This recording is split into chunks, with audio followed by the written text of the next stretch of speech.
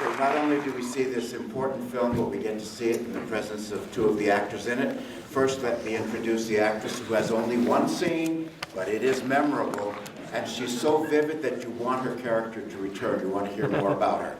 The terrific Kathleen Hughes.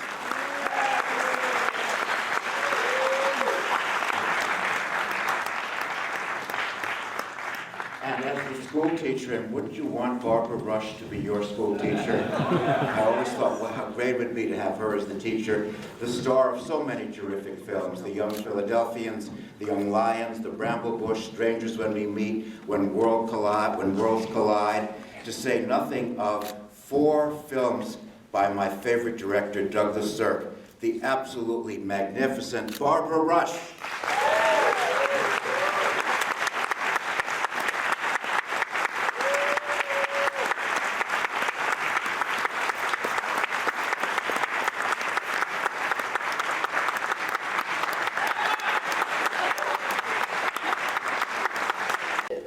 What it is. I think the biggest kick I got out of it is that dress in my closet that they found You don't think your for a little character school would have teacher that? in the Ellen middle of the wouldn't have had desert, floating around in black chiffon.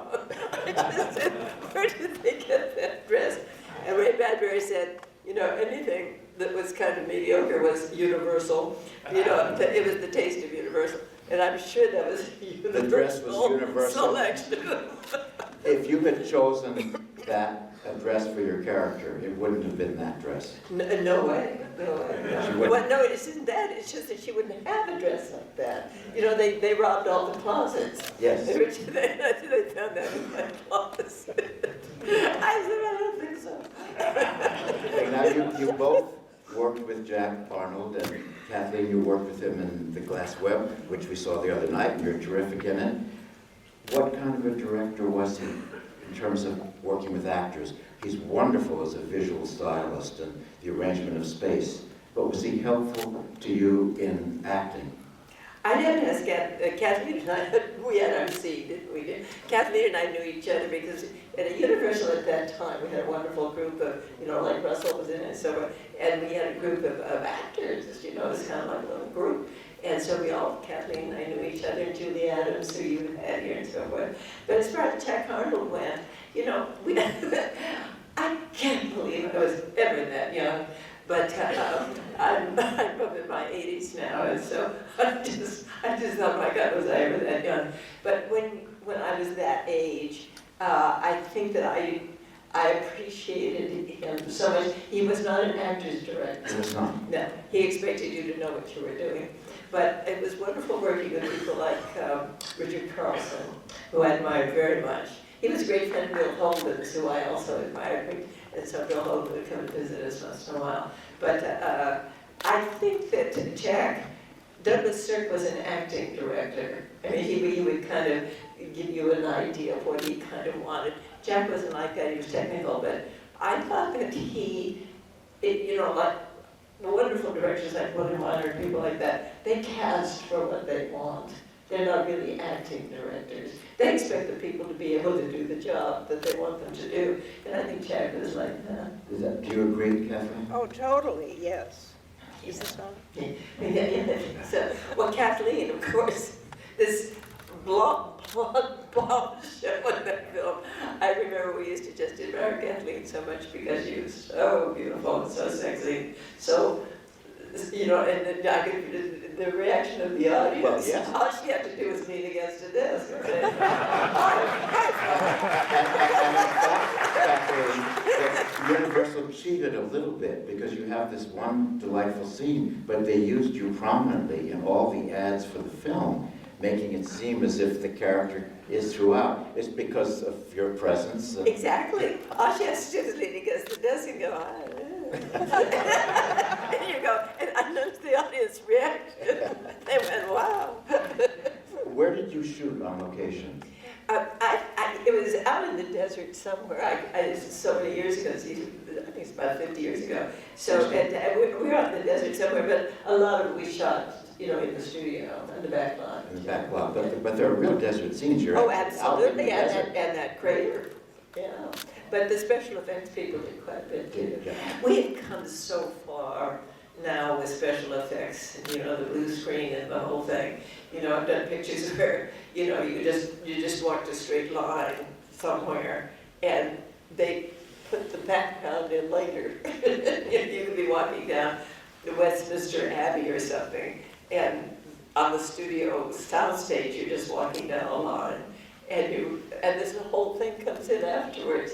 They supply it, and I think they began that a bit in this film with the spaceship down under, you know. So there were That was things all- you, that- there were things, those were all special effects. there were things you were reacting to that were not in front of you. Not in So it front was of us. called acting. Exactly. Yeah. Exactly. That's called acting. That's called acting. That's really Called acting. acting, Yeah. Did you have any discussions on the set about the meaning of what the aliens represented or who they were? Because there was a lot of talk, and I don't think it's accurate in this film, that they are Russians or this is a Red Menace film. I think that's a misreading of the film, but it has been talked about in that way. But did you among yourselves ever discuss that? No, the only thing I did, I got to know Ray Bradbury very well. I'm a wonderful man he was. And what a funny man. I mean, he had a wonderful kind of sense of humor about things.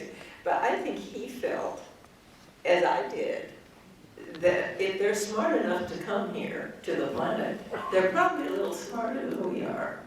And that they didn't come, you know, to her. And you know, the only film I can remember that has been made since then of that nature is E.T. You know, their little darling E.T. And I thought they didn't come to hurt anybody. You know? But Close Encounters, this film had a big influence on Steven Spielberg. Close Encounters of the Third Kind, that's right.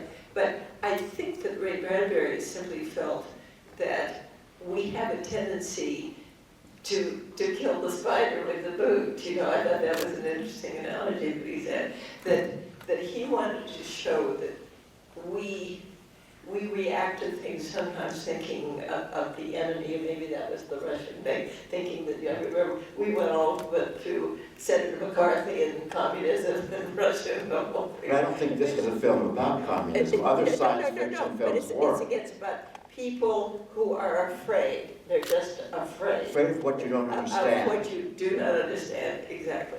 And I think that Ray Bradbury tried to do that with this. But as I said, but Universal, and the people at Universal kind of interrupted it with black chiffon dresses and things like that. Well, I don't have the dress, I just took, she would have had it in her closet. Now you were both. You would have. Yeah, that should have been for you. I think I grabbed your dress. Now, you were both under contract to Universal, and when I talked to actors from the Golden Age, Yeah. some actors loved being under contract and thought studios really helped them and took care of them, and others couldn't stand it and couldn't wait to get away from the studio contract. Kathleen, how did you feel about Universal? Oh, I love being at Universal. Her mic's not working. It sounds like this is mine. Try mine. Yeah. What? Is this better? Yeah. All right. I found it wonderful being under contract to Universal. I didn't really have an agent. I guess there was an agent somewhere, but I never saw him. He was in the casting office. Well, anyway, maybe it's interesting how I got that part, It that is. tiny little part. Well, I was already under contract to Universal, and I had a very big part in my first picture, and they asked me if I would mind helping them test the 3D cameras because they were about to make a 3D film, and I was pretty three-dimensional.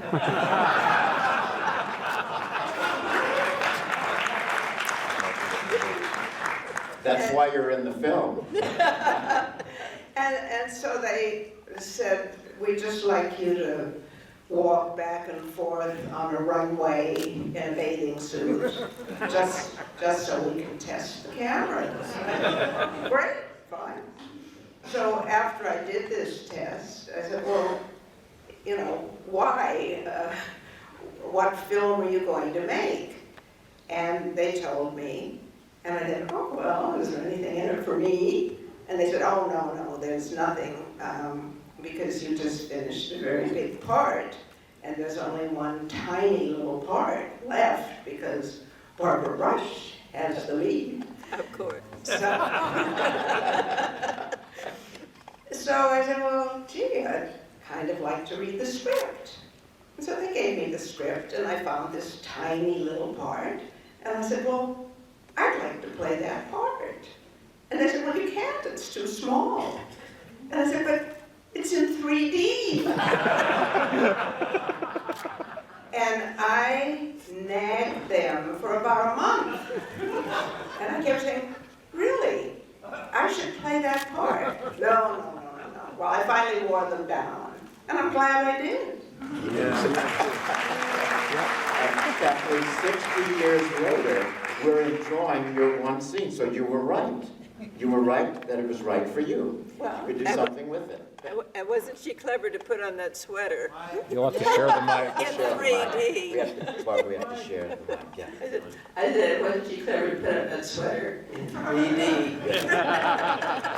Speaking of 3D, some of the actors who have been interviewed during this series have said that making a film in 3D had no effect on the work of the actors, that was all technical, that the director or the cinematographer had to deal with the challenge of the camera. But for an actor being in a 3D film, it was the same as being in any other film. Is that true? Well, it certainly was true for me. Do you think so? It was true for me, too. Yeah. No. I didn't really, as a matter of fact, I told my sister, I think, where we're at, I think that's we're going to this thing because it's 3D.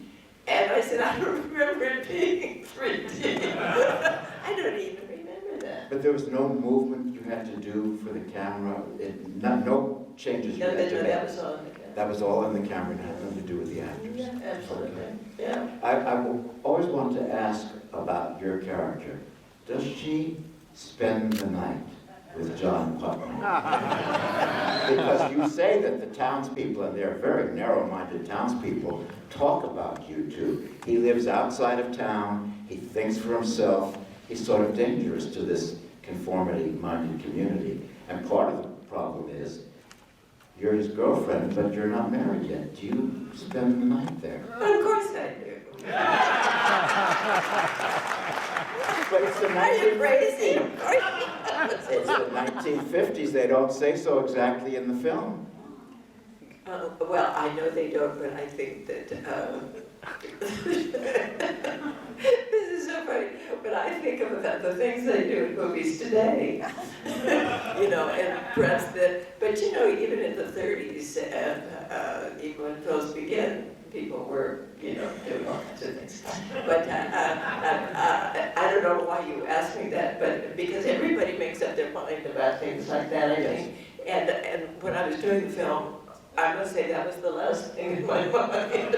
I mean, Richard and I weren't thinking about spending the night together, you know, just in character. But I think that the thing I always like about two people who you think should get together and spend the night together, it's always nice that they have that chemistry, you know.